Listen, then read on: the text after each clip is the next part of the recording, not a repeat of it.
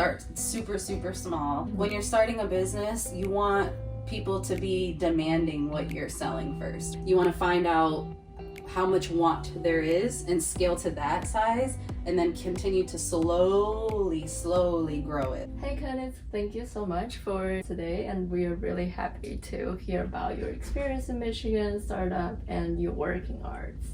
So thanks for having me. Yeah, so to start off, do you want to tell us more about yourself back into the days that you were in Michigan? I was at Michigan between 2011 and 2016, and then I took a break and entered the workforce for a little bit and came back and got my master's in 2018. I graduated with my master's in 2020, I think, from the School of Education. So I spent pretty much all my time at the School of Ed. I transferred into School of Ed when I was a sophomore. Before that, I thought I wanted to study psychology. I was really into anthropology. I took a bunch of philosophy classes. I was kind of just like dipping around, and ultimately realized I didn't want to take any math classes or be a part of any major that had math. And then I actually went to an event and I met somebody, the new dean, well, not new anymore, but the now dean of the School of Education. And she was like, yeah, like you should think about the School of Ed and maybe you want to be a teacher or be in the world of education. And so I met with her and had lunch, and I was like, yeah, this sounds like something I want to do. So yeah, I think that's amazing. And since you spent a long time here, do you want to share some experiences that you feel like most rewarding with our audience? Yeah, being at Michigan, I think for me and my personal journey, ironically, it was where I learned more about my own identities. I don't think I knew as much about myself or my community until I came to Michigan, because being here really challenged me to think about who I was and think about the way I'm perceived in the world, and really inspired me, or like ignited this flame in me, this desire to go back home and learn more about my own community. I think when you get to Michigan, you go through, at least when you're studying, like if you're in liberal arts especially, you learn a lot about like being human and what that is in the world, and like how to do social impact, and all these things come up about like barriers in society and systemic, issues like systemic racism and environmental issues and all these things. And it makes you like feel bombarded with all of this knowledge that you didn't know before. And it really taught me like, wow, I don't know a lot of things. And I didn't realize all the ways that these issues were impacting my own community.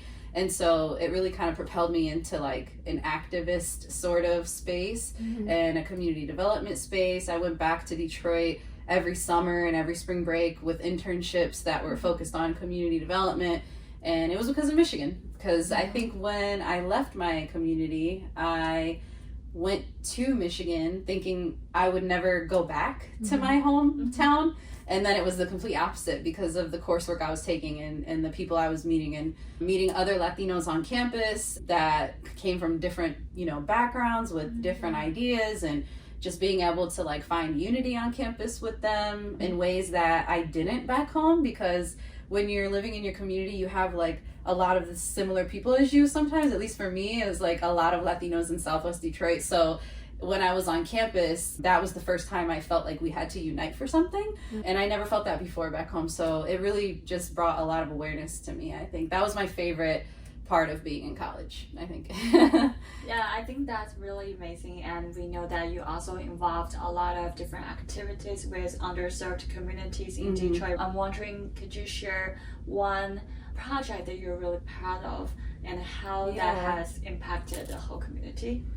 Yeah, the most recent thing I was a part of in Detroit was called Free Body, and it was actually a group that protected women in the adult entertainment industry, or like in sex work. It was like sex work activism, just trying to get like workers' rights for women that work in clubs and work, like in online, selling online content. Like there's this whole industry that a lot of women from my community participate in, but they get very degraded, they get hurt, and they're not treated with the same respect as other, workers at different jobs, even though their job is perfectly legal. So that was a group, a kind of a grassroots group that I helped organize with my colleague Kaylin Sandifer, who is also a graduate from Michigan, and we established these monthly, they used to be bi-weekly, they're now monthly open mics that were focused on uplifting women's voices. And it's the only open mic in the whole city of Detroit that focuses on women, and that is reoccurring and like makes the environment intentionally safe for women. A lot of open mics in the city are a strong mix of like singers, rappers, poets, but a lot of them are men, and it's very like male dominated energy. So yeah, we wanted to just make a space for women to be able to come and express themselves how they want, dance how they want, say the poems that they want, you know, perform how they want, and not have to worry about like patriarchy, like, you know, any misogynistic things going on. And that still happens monthly, and I still attend those. So I think that's what I'm like, that's the most recent thing I've done that I'm really proud of. Yeah, I think this project is really impressive and sounds like a lot of women empowerment part. And let's moving forward more about your education supporting work. As we know, you engage a lot with high school education supporting system and also higher education. So what did you see in those sectors with both opportunities and some challenges when you were doing this? Yeah. Ooh. When I mostly worked with high school students, I think the biggest challenge was resources, just lack of resources in general. It's really hard to motivate students that are that young, like teenagers, to it's hard to get them motivated about taking ownership of their life and taking initiative on, you know, propelling their success, whether that's like staying extra hours to work on, you know, homework assignments, or like getting involved in the community and getting some like extracurricular experience. When you're in a community that is lacking a lot of resources, is facing poverty in a lot of ways, it just was really hard to, you know, tell those teenagers like, these things are more important than you working and making money, you know what I mean? And it's like, you can't do that. You really have to have like financial resources to offer students to make them feel incentivized to learn and go to school. A lot of the teens I worked with were at risk, and while so many people in our city of Detroit are like super talented and smart, a lot of the teens are exceptionally gifted. They don't have the opportunities or the resources to like express that and take advantage of that. And so that was the hardest part for me, was trying to advocate for them in a really real way, because I don't think the schools are designed or set up for servicing those kind of students. Like, it's kind of just like, you have to be at school, you have to do your assignments, you have to, you know, like be here every day and be focused and do what you have to do. And there isn't really a support system laid out for like students that are struggling with not having food at home, and not, you know, maybe they're dealing with like violence or mental health issues related to poverty in the home. And so there's not a lot of like resources for educators to support those students in real time, in real life. And that makes it really hard to get students focused on learning and like preparing them for their future. So that was like the biggest challenge I faced. But the most rewarding thing is definitely watching students overcome and be resilient and still push through and still graduate and still end up going to college. I did like a college access program in Southwest Detroit at one point, and watching the girls just build their confidence over time and eventually like feel confident enough to apply for colleges, and then a lot of them getting into colleges, it was really inspiring. So despite the hardship that a lot of teens face, I think their resilience is always encouraging. Yeah, I definitely appreciate that you put so much work and effort into spreading the equity and diversity in those communities. Thanks. And yeah, as I know you also work in the Optimize program, I wonder if you can share a little bit more about that program that you work for. Yes, Optimize is awesome. I'm actually wearing my shirt right now. I love Optimize. I would describe in my own words as a community on campus for students and staff. And we do have student staff, but also our full-time staff that are not students, for all of us to be able to, including our mentors who are not students, but for all of us to be able to kind of like come together and be our authentic selves and empower one another, encourage one another, and really focus our attention on how to brainstorm ideas that can promote social impact, like really make a difference in the world. It's very like the best option for young entrepreneurs at school who want to like try out a big idea without there being a big, what do you call it? Like, there's not a lot to lose. You know what I mean? Like, sometimes when you start a business, there's just the scary, oh my gosh, what if I put all this money in or something in, all this time and energy, and then it fails, and then what am I supposed to do with that? But Optimize is a program that's all year long, from the fall through the winter, and then we even have those teams that pitch their ideas at the end of the program and get funded. They will stay and remain with us over the summer in an internship where they get a stipend to continue working on their projects with our mentors and everything. But the year-long program is for anyone and everyone that is either a community college student in Michigan or at the University of Michigan, and they can present any kind of idea, like no matter what it is, as long as it's like promoting social impact in some way. And they can use our workshops and all of our staff and resources to just try it out without, really risking too much. So I think it's a really great incubator space for like students to just explore entrepreneurship and innovation. I love it. It's really fun. I wish I could have participated in this program. But what year are you guys now? You're seniors. Oh no, it's too late. But you could always be mentors. I'll have to email you. I'll follow up after the interview and be like, hey, interested in being a mentor? But yeah, it's a fun time. Yeah, I know you guys just hosted a competitions a few weeks ago. Do you want to share the projects you think are really amazing? Oh my gosh, so many amazing projects. They're super inspiring. I mean, it's like really mind-blowing, some of the things that people are accomplishing, but I'll just talk about a couple. One of them is a photo book project that I was really inspired by. And the type of projects we fund or work with are a range of projects. I mean, it can be anything from the medical field and tech to creative arts, and culture. So this one in particular was a photo book that documented a grocery store, and it's really amazing. I don't even want to try to explain it, but if you want to look it up, you'll be able to do that on our Optimize website in the future. We'll have it posted soon, but that's an amazing project. And then we have another project called Sanctuary Farms in Detroit, and they're literally cultivating a large piece of land there and turning it into urban farming and sustainable practices for helping provide food access to the neighborhood and just cultivate the land. It's super inspiring. And then there's another team that I'm actually working with at my cafe. I've been working with them throughout the program. They're developing an app which is like a loyalty program that helps areas that have a lot of small businesses that are not getting a lot of attention share points with each other so that we can share our audiences with one another. So I'm really excited about that, and I get to be on the app as well as a business. So it's going to be really cool to just be a part of their first. Wow. You just mentioned you also own a cafe and a gallery. So we wonder, how do you balance your professional work with your art pursuit, and do you find any synergies between them?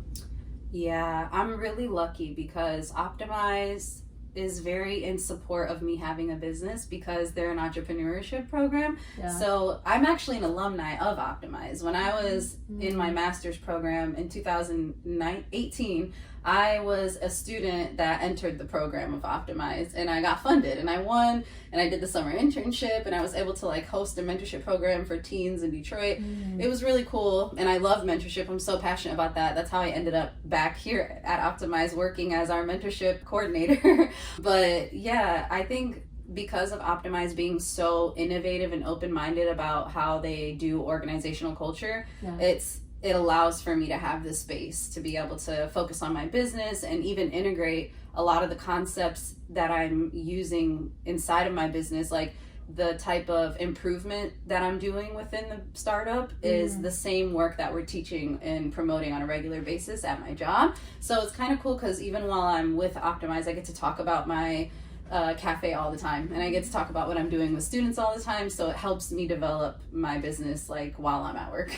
That's pretty cool. So as an entrepreneur and having been involved in so many different programs and social activities, I think you must be very involved in the online communities. So I wonder, how do you balance the authenticity with professionalism?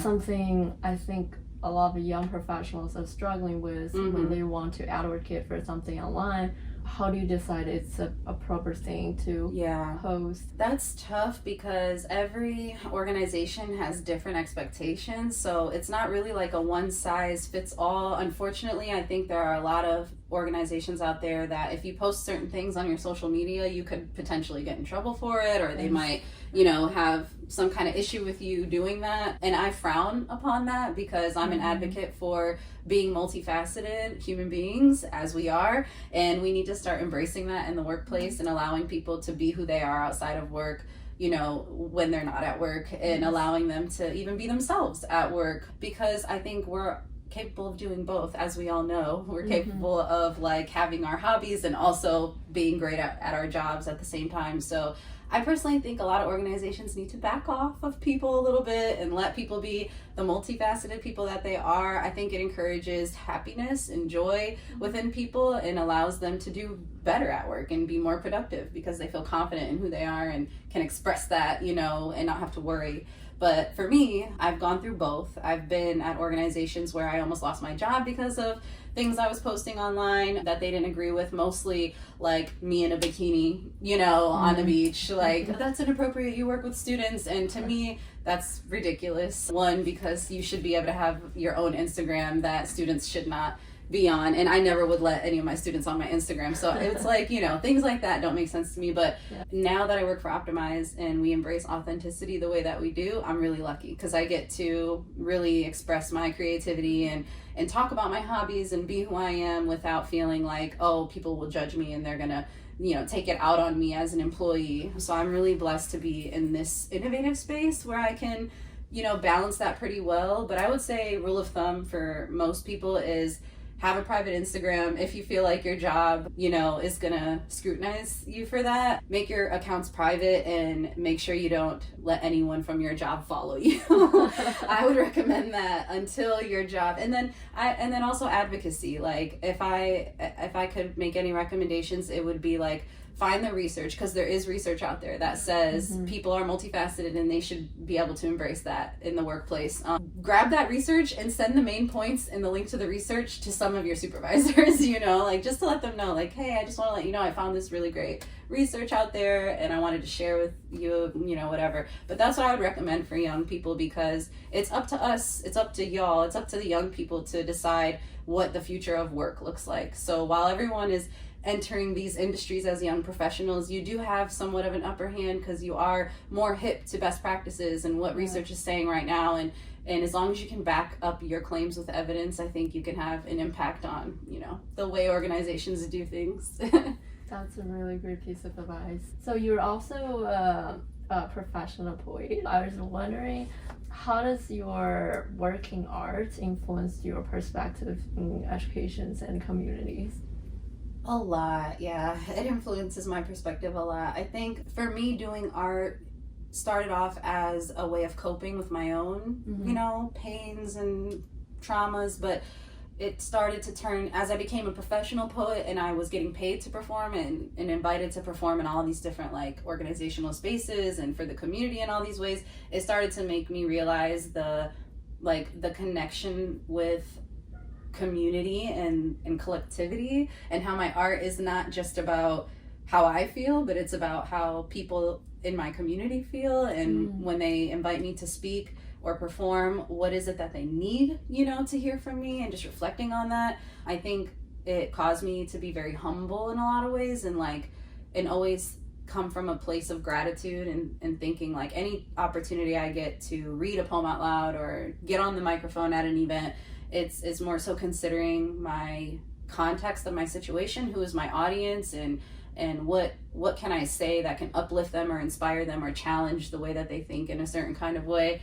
And that applies to education, because when you get in a room full of students, you're working with people in the community, you really have to put them first and think about like, okay, let's really think about who these people are and what they're facing, and how can I use my time as an artist or as an educator to like help them, develop that. Like, how do I come in and like inspire or incite like some kind of desire for taking action in some way, or like, just like taking ownership of my favorite thing about art is like encouraging people to take ownership of their story, regardless of how much they feel. Some people feel ashamed of the things that they've been through, but my philosophy with young people is you have to own your story and tell it, because if you don't, someone else will, and they're not going to tell it the way that you want it to be heard, you know? So it's very powerful to be able to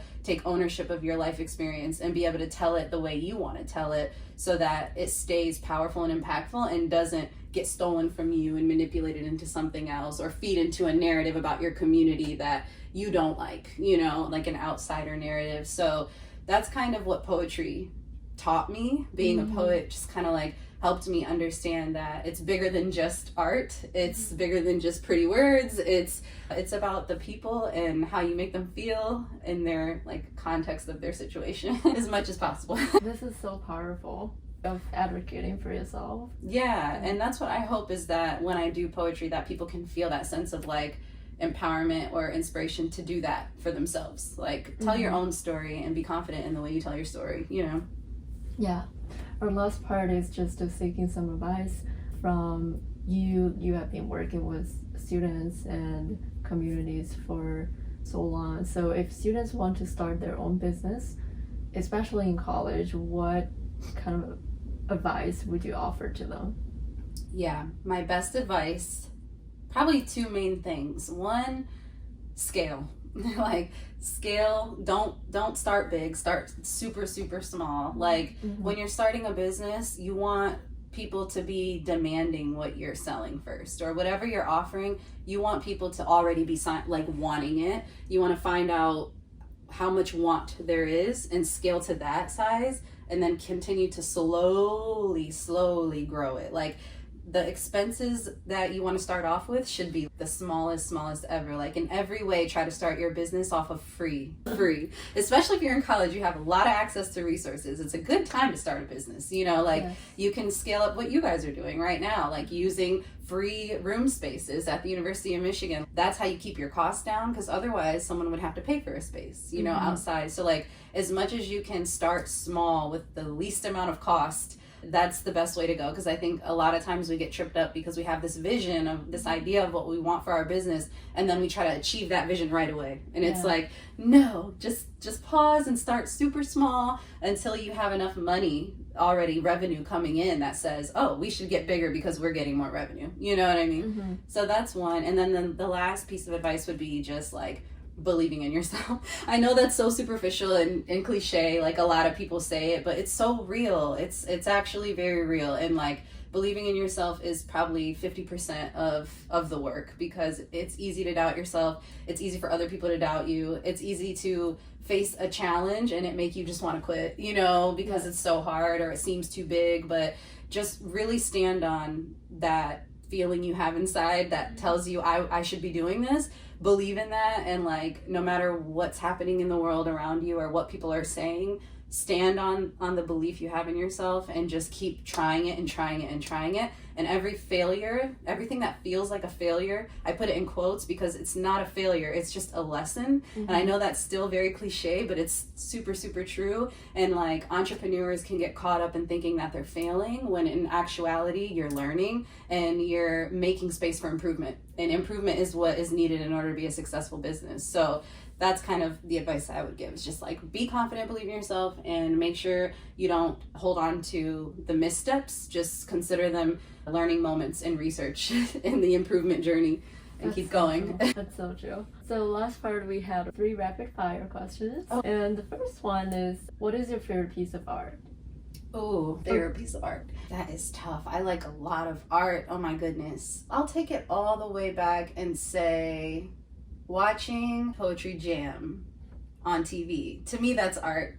It is art. It's poetry. But that show is what I think, for me and so many others, told us that we could actually do this for a living, like being a poet. I didn't know that being a poet could be a spoken word like profession. I only thought you write poems. And then I saw Def Poetry Jam on TV and I was just like, oh my gosh, people do this? This is crazy. So I really appreciate that show. It doesn't even exist anymore, but I wish something like that still existed. It was like super amazing, I think, for poetry. It was a long time ago. Yeah, it was like in the 90s, early 2000s. Gotcha. Yeah, but if you ever Google Def Poetry Jam, it's Russell Simmons like show for poets, and there was a couple celebrities on there too, like Kanye was on there, and he was like saying his raps a cappella before they were even out in the world. But yeah, if you look that up, it's really entertaining, but also super inspiring. So, since you have been staying in Yamish for a long time, do you have any favorite place to go? I can't even lie. I like Charlie's. It's still there after all this time. I've seen a lot of things go. Yes. So when I came back after graduating, I'm like, where is everything? Like so many things closed, and I was so sad about it. But I'm excited to see all the new things popping up. But I love Charlie's just because it's still there doing its thing. And then I also love, what is that cafe right here in this alley? Is it Comet or something? Oh yeah. Oh my gosh, I love that coffee shop. It's so good. I've never even been in a coffee shop where they only offer like a few menu items. Yeah. And I love that, and their espresso is so good, and I love walking down that little alley and like going in there. It's just a cool little vibe, so I like that. That's wonderful. And the last question is, what drives you up in the morning every day? My kids, because I have no choice. But seriously, like even on the days where I'm like, I want to call off today, I just want to like, I need a mental health day, it's like, no, Mom, let's go, get up, what are we doing? And then I have to just jump up. And so yeah, my kids wake me up every morning. I mean, I wake myself up, but like getting up out of the bed every day, even when it's hard, is them too. Just like running in and being like, okay, get up, we need you, let's go. So yeah. All right, I think that's the end of this episode. Thank you everyone for listening. Thank you for listening. Thank you for Candace to join us today. Yeah, thank you guys so much. I love this podcast. Super cool. Thank you. Thank you so much.